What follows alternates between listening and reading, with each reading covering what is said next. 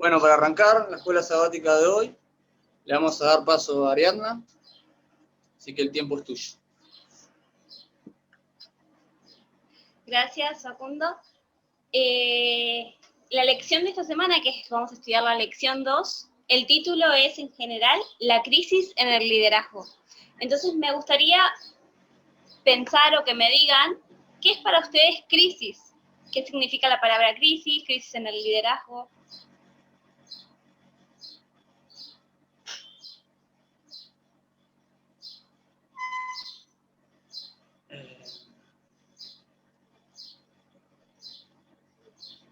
Repite la pregunta, Ari. Decía que el título se llama Crisis en el liderazgo, entonces les preguntaba a ustedes, ¿qué es para ustedes crisis? ¿Qué significa liderazgo? Buena pregunta. Crisis en el liderazgo.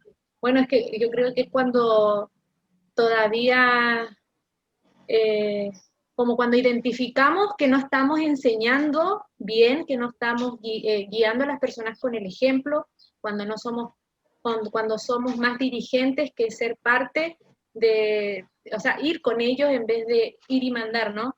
Creo que eso, cuando identificamos eso, sentimos, ¿cierto?, que estamos como en una crisis en el liderazgo, no sé, desde mi punto de vista, o con otras palabras también se podría decir, pero más o menos creo que por ahí. ¿Y qué es liderazgo? Sí. Para mí liderazgo es enseñar con el ejemplo, es ir con la manada, es trabajar en equipo, es que todos subamos y que no dejemos a nadie atrás, una cosa así.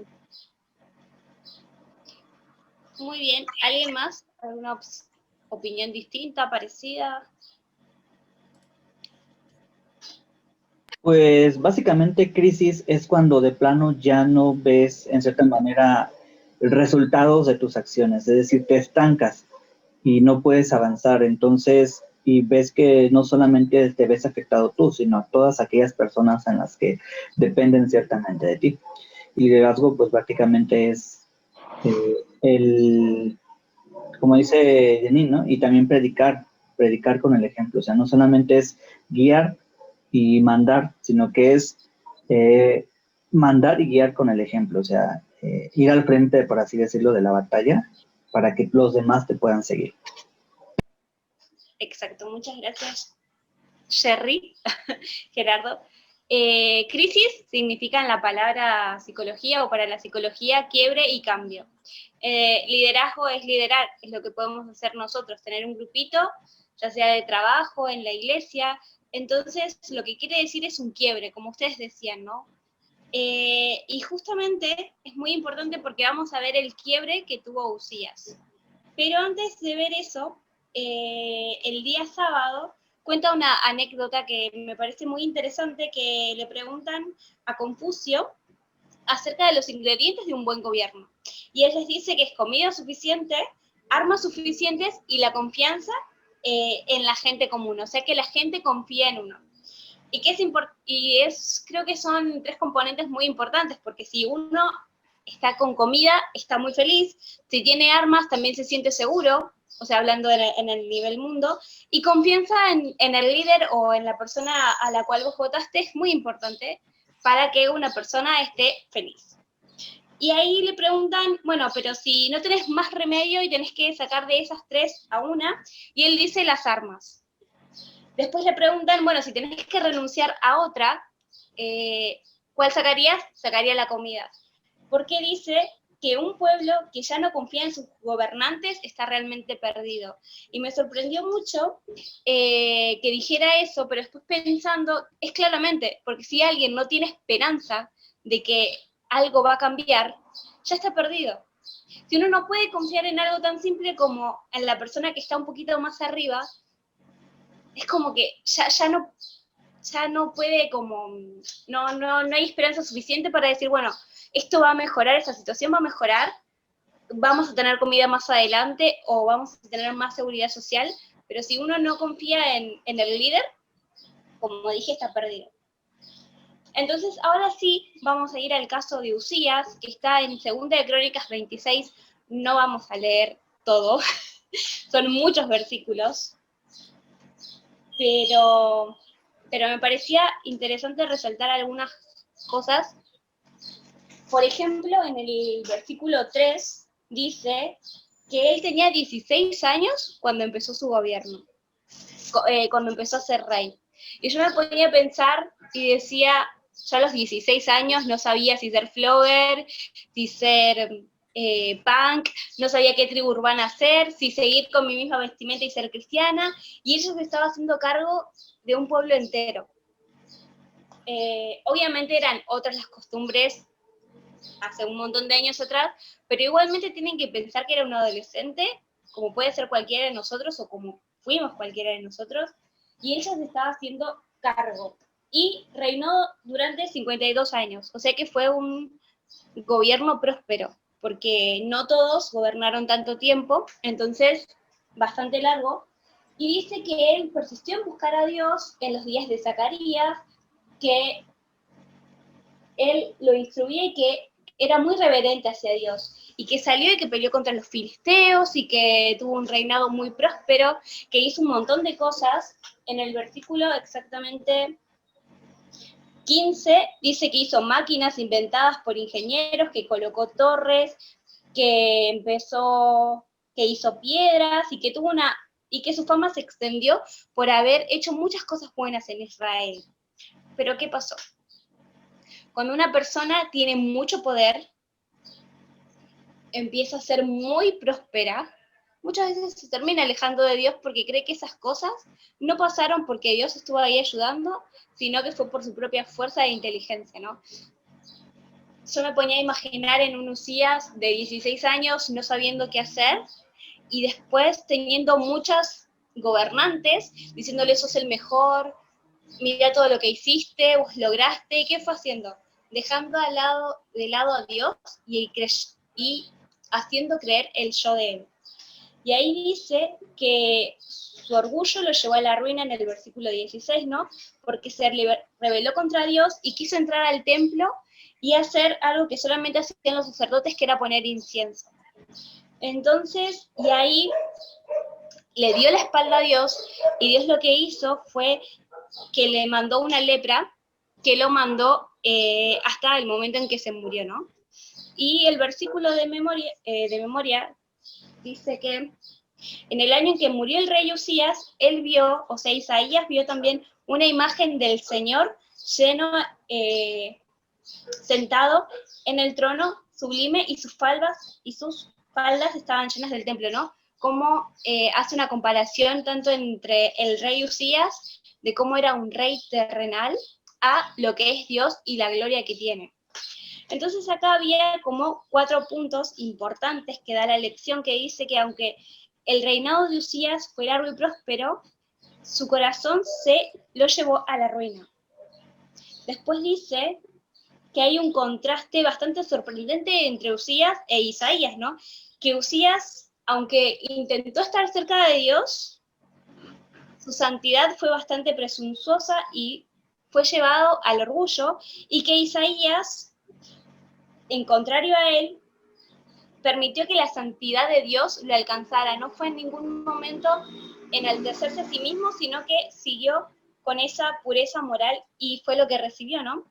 Dice que existe una sorprendente similitud entre el cuerpo leproso de Usías y la condición moral del pueblo, ¿no? Dice, no hay en él cosa sana, sino herida, hinchazón y llagas. Eso está en Isaías 1:6. Y es muy importante porque si nos ponemos a pensar en el pueblo antiguo, el rey era el que tenía como el mando de la espiritualidad del pueblo. Nosotros ahora podemos elegir libremente qué es lo que queremos hacer, a quién queremos elegir, a quién queremos adorar, pero en ese tiempo no.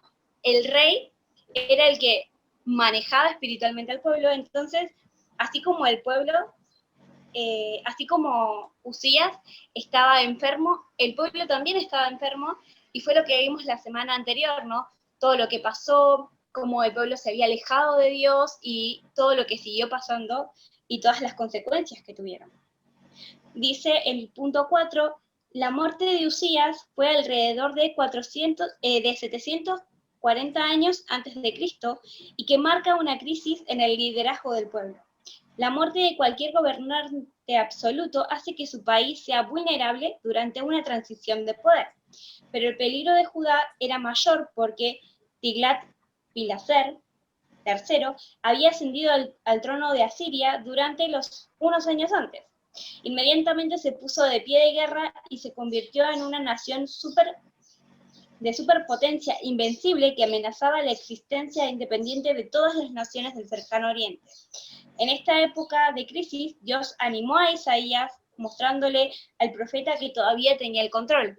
Y esto me hizo acordar a cuántas veces hemos visto gobernantes nuestros en nuestros tiempos morir. A nosotros en Argentina nos pasó con Néstor Kirchner, más allá de cualquier cosa que pueda pasar política, pero hubo como una transición de ¿y qué va a pasar? ¿Y qué puede pasar? Y mucho cuchicheo, y también lo mismo pasaba ahí, de que, más allá de que no es lo mismo, obviamente, de que se muriera un rey a un gobernante que en ese momento Kirchner no era presidente, pero sí generó una crisis en el pueblo, más allá de que uno pudiera estar a favor o en contra, y lo mismo que pasaba con el pueblo, ¿no? Ese miedo de que el rey, o sea, que el gobernante que ellos estaban creyendo muriera, y el miedo que les generaba que quedaran desolados sin nada. Pero ahí Dios también dejó a un gobernante, dejó un profeta, que les daba esa esperanza de que Él ponía reyes y Él saca reyes. Entonces Él está al control de nuestra vida. Entonces creo que eso es lo importante que podemos rescatar de la lección de hoy, ¿no? Que a pesar de que podamos hacer muchas cosas malas, Dios está ahí para decirnos, yo estoy al control, más allá de cualquier cosa que podamos hacer.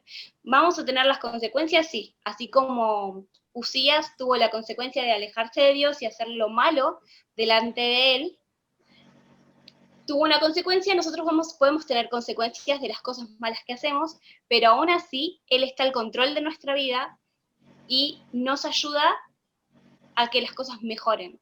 Y bueno, eso era lo que quería comentar, no sé si alguien tiene algo más para decir sobre la lección de hoy y de ayer.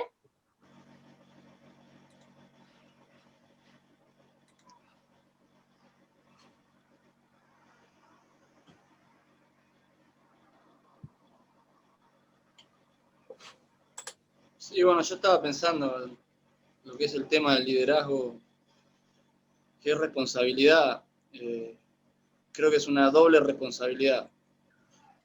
No sé si alguno está en desacuerdo, lo puede decir. Yo siempre pensé que no pueden ser todos líderes, ¿no? Yo creo que cada uno nace con talentos, con distinta personalidad, con distintas cualidades. Siempre pensé que no todos son líderes. Acá hay un dicho que se usa mucho en los ambientes de trabajo, que no todos pueden ser caciques, también se necesitan indios. O sea, en un trabajo es necesario que haya alguien que esté al frente, que sea el que guíe, el que dé las directivas, y necesitan los indios, que vendrían a ser los obreros, que es lo que hacen en el trabajo. Pero es una responsabilidad muy grande porque es una doble responsabilidad. A veces un líder, sobre todo espiritual, cuando está muy ocupado con trabajo, no sé, sociedad de jóvenes, predicación, escuela sabática, y aunque esté ocupado en esas cosas, muchas veces ya no ora tanto y ya no tiene comunión personal con Dios. Entonces es una doble responsabilidad. Todos, bueno, ustedes son líderes. Es una doble responsabilidad porque a pesar de que podamos pasar tiempo con las cosas de Dios, muchas veces descuidamos nuestro tiempo personal y eso va a repercutir después en nuestro liderazgo, en nuestro ministerio. Así que bueno, que estaba pensando en eso, ¿no? Es muy importante tu aporte porque sí, aunque se necesitan líderes y también se necesita gente que acompañe, yo difiero en eso, de que para mí cualquiera puede ser líder. Porque podés ser líder en tu casa, podés ser líder en la escuela, podés ser líder en el club de conquistadores, podés ser en cualquier espacio que se te dé, podés ser líder. por eso a veces es difícil. A mí me pasa, o creo que a muchos les puede pasar, de que le dicen, vos sos líder, entonces tenés que dar siempre el ejemplo, y es como siempre tener eso de que no te puedes equivocar o no puedes hacer nada malo porque te están mirando. Creo que somos humanos y que bueno, que sí, y bueno, ya me estoy enrollando, pero a lo que iba es que creo que cualquier persona puede ser líder. Y ahí preguntaba Claudia si el líder nace o se hace. Yo creo que son ambas. Yo creo que hay gente que nace innato con ese chip de, bueno, tengo una personalidad como más abierta, más para ser líder, pero también el liderazgo se aprende.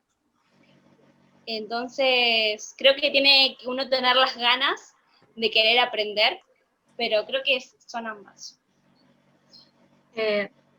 Opino igual, creo que son ambas. El que nace con ese don maravilloso, pero el que se hace es cuando encuentra un propósito. Porque nosotros tenemos el mejor ejemplo que es Jesús. Él era un líder, pero él lo hacía con un propósito y todo lo hacía con un amor inmenso, y creo que el liderazgo es eso, es hacer las cosas con amor, es hacer las cosas con entrega, es no esperar nada a cambio, sino que todo lo contrario, porque todo te lleva a esa misión, a ese propósito al que quieres llevar a la otra persona, tanto siendo líder con mi familia, con mi hijo, como decía Ariana, en cualquier aspecto de la vida, ¿no? Algo me iba a decir, pero se me olvidó. Así que no, yo creo que cualquiera puede ser líder. Sí hay algunos que tienen habilidades, pero no sirve el talento si no lo estamos trabajando. Y yo creo que el llamado es que todos actuamos así, ya me acordé. Y con el ejemplo que diste del cacique, que del oeste, ahí hay una diferencia, porque, por ejemplo, ese ejemplo lo vemos en los trabajos, ¿no? Y la mayoría de ahí no son líderes, son muy pocos los que son líderes, los que trabajan con la intención de que sus trabajadores estén bien, hagan las cosas bien, preocuparme también por ellos. La mayoría son jefes, y los jefes son los que dan orden, y en cambio los líderes son los que hacemos las cosas con amor y nos preocupamos también por esas personas. Así que yo creo que esa es la diferencia, y todos podemos ser.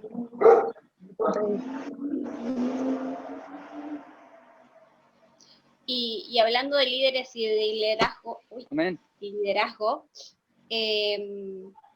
¿ahí vas a hablar, Brian?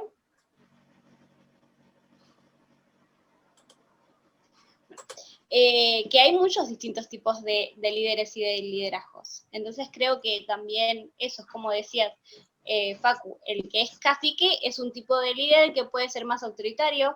Hay otros tipos de líderes que son más amigos, que quieren que todos crezcan, que es como el que hablaba Mayanín. Entonces creo que también hay que saber identificar cada tipo de líder. Y tratar de no ser el autoritario, sino más un líder democrático que trate a todos con respeto y amor. Así que, bueno chicos, yo ya terminé. No sé si alguien más quiere comentar algo sobre los líderes, liderazgo, lo que aprendió. Jesús quiere que seamos líderes. Yo quiero que todos sean líderes. No me gusta eso de uno que tenga que mandar y hacer todo. No, lo que digo es que Jesús quiere que seamos líderes. Yo entendí que yo quería que todos fueran líderes. También. Y creo que todo lo que nos enseña va dirigido a eso, a que seamos como Él. Todo lo que nos enseña en cuanto a su carácter y todo, va dirigido a eso. ¿Y con qué propósito? Alcanzar a más personas, y es la única forma. David.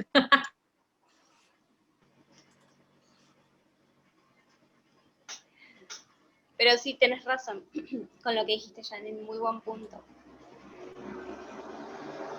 Bueno, si nadie más tiene algo para decir.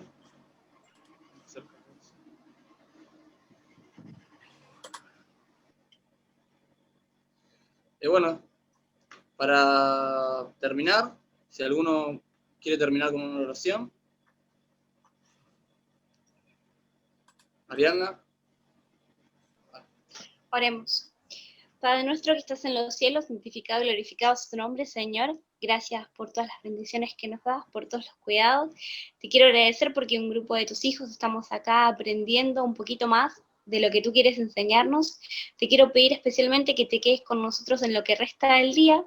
Te pido que nos ayudes a volver mañana con más ganas de aprender sobre ti. Te pido que nos cuides, nos protejas y nos bendigas. En tu nombre santísimo. Amén. Amén.